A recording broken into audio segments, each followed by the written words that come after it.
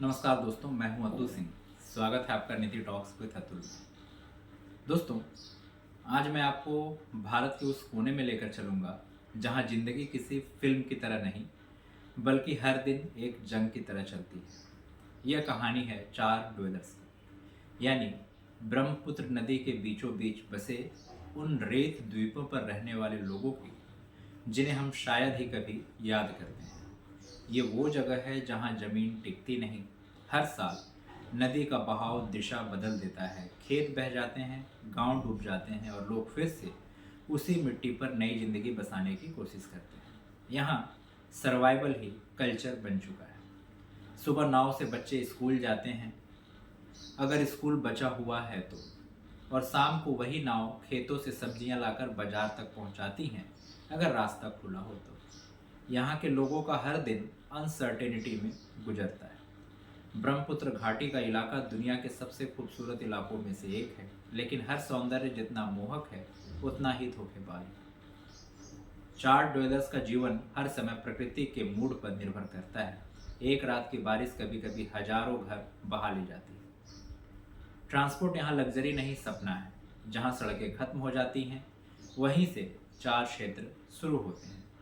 यहाँ पहुँचने के लिए नाव ही एकमात्र साधन है। कभी कभी बाढ़ में नाव भी चलनी मुश्किल हो जाती है और लोग हफ्तों तक कटे रह जाते हैं, जैसे कोई द्वीप नहीं बल्कि दुनिया का भूला हुआ कोना।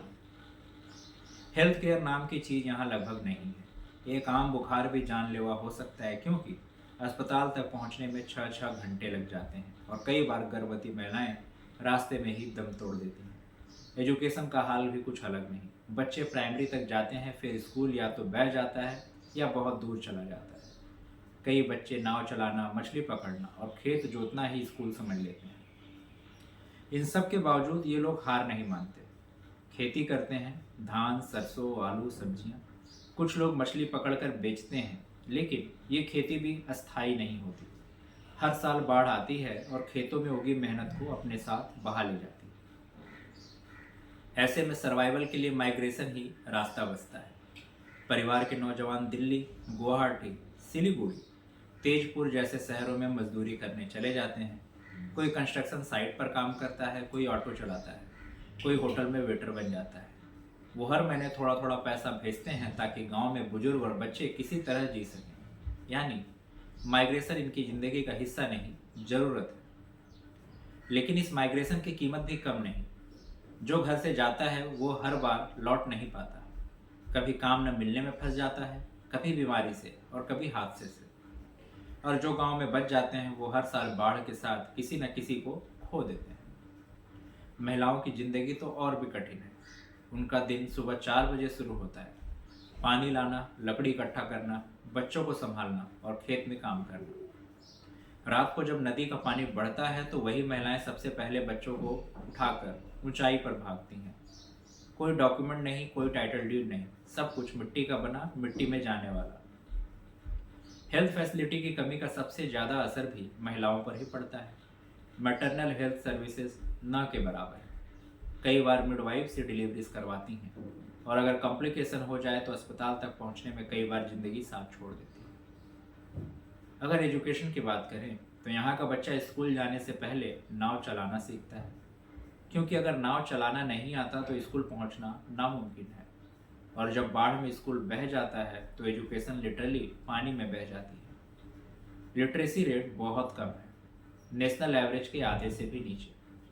टीचर अटेंडेंस भी इरेगुलर है और इंफ्रास्ट्रक्चर ऑलमोस्ट नॉन एग्जिस्टेंट। बच्चे जल्दी काम में लग जाते हैं ताकि परिवार की मदद कर सकें। कई लड़कियां पढ़ाई छोड़कर घरेलू काम या छोटे व्यापार में लग जाती हैं।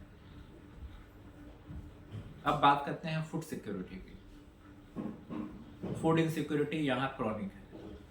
साल के 6 महीने लोग मुश्किल से सेल्फ सफिशिएंट रह पाते हैं। बाकी समय या तो राशन कार्ड से मदद मिलती है या रिलीफ कैंप से।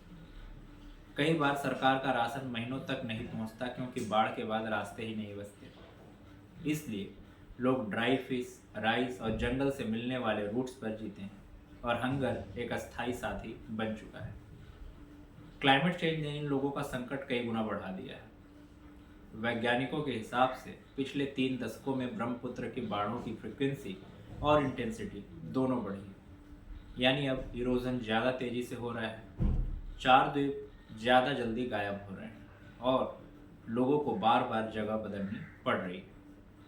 कई बार एक परिवार के 10 साल में चार चार चार अपना बार घर बदलते हैं।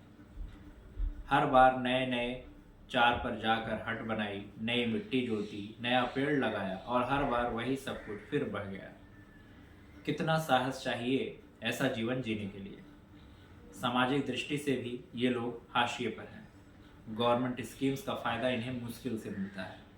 Ration cards, health insurance, land titles सब कागज़ पर है, लेकिन ये लोग रिकॉर्ड में ही नहीं आते क्योंकि उनका गांव हर साल नक्शे से मिट जाता है और नया गांव रजिस्टर में जुड़ ही नहीं पाता, कभी एक डिस्ट्रिक्ट में तो कभी दूसरे डिस्ट्रिक्ट में। सोशल नेटवर्क ही उनका असली सेफ्टी नेट है। जब किसी का घर बह जाता है तो बाकी गांव वाले मिलकर नया घर बनाते हैं। जब किसी के पास खाने को कुछ नहीं होता तो दूसरे परिवार अपना थोड़ा बहुत बांट देते हैं। कम्युनिटी सॉलिडारिटी ही उनकी असली पूंजी है। और अब एक और डायमेंशन, हेल्थ बिहेवियर। यहाँ क्रोनिक डिजीजेस बढ़ रही है लेकिन अवेयरनेस बहुत कम है। मलेरिया, डेंगू, टीबी आम बात, और अब क्लाइमेट चेंज के कारण नई बीमारियां भी फैल रही हैं। क्लीन ड्रिंकिंग वाटर की कमी ने वाटर बॉर्न डिजीजेस को और भी बढ़ाया है। सरकार ने कई बार स्कीम्स चलाई लेकिन इम्प्लीमेंटेशन कमज़ोर रही। बोर्ड से मोबाइल क्लिनिक्स भेजे गए लेकिन कुछ महीनों में सब बंद हो गया। डॉक्टरों की पोस्टिंग हुई पर वो पहुंचे ही नहीं। कई हेल्थ सेंटर्स ऐसे हैं जहां सालों से ताले लगे हुए हैं। पर अब सवाल यह आता है, क्या इन लोगों की मदद मुमकिन है? तो जवाब है बिल्कुल, लेकिन इसके लिए हमें सोच बदलनी होगी। पहले तो इन्हें रिमोट एरिया कहना छोड़ देना पड़ेगा। इनको भी उसी नागरिक अधिकार की ज़रूरत है जो किसी मेट्रो सिटी के व्यक्ति को मिलती है। ट्रांसपोर्ट कनेक्टिविटी सबसे ज़रूरी है। अगर ब्रिज बन जाए, नाव की संख्या बढ़े और फेरी सर्विसेज नियमित हों तो आधी परेशानी यहीं खत्म हो जाएगी। एजुकेशन एंड हेल्थ को साथ लेकर चलना होगा। Mobile school, solar internet labs and floating health centre जैसी इनोवेशंस इन जगहों पर गेम चेंजर बन सकती है। लिवलीहुड डाइवर्सिफिकेशन भी उतना ही अहम है। सिर्फ खेती पर निर्भर रहना अब संभव नहीं। अगर इन इलाकों में स्किल ट्रेनिंग सेंटर्स खुले, handicraft, fish processing, eco tourism जैसे सेक्टर डेवलप हों तो माइग्रेशन प्रेशर कम हो सकता है। गवर्नमेंट को micro finance scheme and self help groups को एक्टिवली सपोर्ट करना पड़ेगा। साथ ही डिजास्टर प्रिपेयर्डनेस भी जरूरी है। Flood warning systems, embankments, relief shelters और लोकल वॉलंटियर नेटवर्क को एम्पावर करना काफ़ी अहम है। टेक्नोलॉजी का इस्तेमाल यहाँ जीवन और मृत्यु के बीच फ़र्क ला सकता है। और सबसे महत्वपूर्ण बात, पॉलिसी रिकॉग्निशन। जब तक चार्ट डवेलर्स को नेशनल प्लानिंग डॉक्यूमेंट्स में स्पेस नहीं मिलेगा तब तक कोई फर्क नहीं पड़ेगा। सेंसस में इन्हें अलग कैटेगरी के रूप में गिनना चाहिए ताकि उनके लिए टारगेटेड स्कीम्स बन सकें। एनजीओज और लोकल गवर्नमेंट्स को साथ लाकर इंटीग्रेटेड डेवलपमेंट प्लान बनाना पड़ेगा। Education, health, housing and livelihood चारों को एक साथ एड्रेस किया जाए, न कि अलग अलग डिपार्टमेंट में बांट दिया जाए। अब जरा एक मोमेंट रुकिए और सोचिए, इन लोगों की ज़िंदगी में सबसे बड़ी ताकत क्या है? उम्मीद। हर साल जब बाढ़ सब कुछ ले जाती है तब भी ये लोग वापस लौटते हैं। फिर वही मिट्टी, वही खेत, वही आसमान, वही भरोसा। बच्चे फिर से स्कूल जाने लगते हैं और महिलाएं फिर से घर सजाती हैं। ये साइकिल कभी रुकती नहीं है क्योंकि सर्वाइवल इनका धर्म है। चार डॉलर्स हमें ये सिखाते हैं कि रिजिलियंस सिर्फ किताबों का शब्द नहीं, ये इंसानी इंस्टिंक्ट है। कभी मिट्टी के घर में, कभी नाव के सहारे, कभी खुले आसमान के नीचे। हर साल में जीने की हिम्मत ही इनकी पहचान है। अगर हम सचमुच इंक्लूसिव इंडिया बनाना चाहते हैं तो हमें अपने मैप्स को देखना होगा और उन सफ़ेद जगहों को भरना होगा जहां चार लिखे हैं, क्योंकि वही असली भारत सांस लेता है। जब भी आप किसी नदी को देखें तो बस इतना याद करिए, उसकी लहरों के बीच कहीं कोई गांव बसा है जहां लोग अब भी उम्मीद बो रहे हैं। धन्यवाद।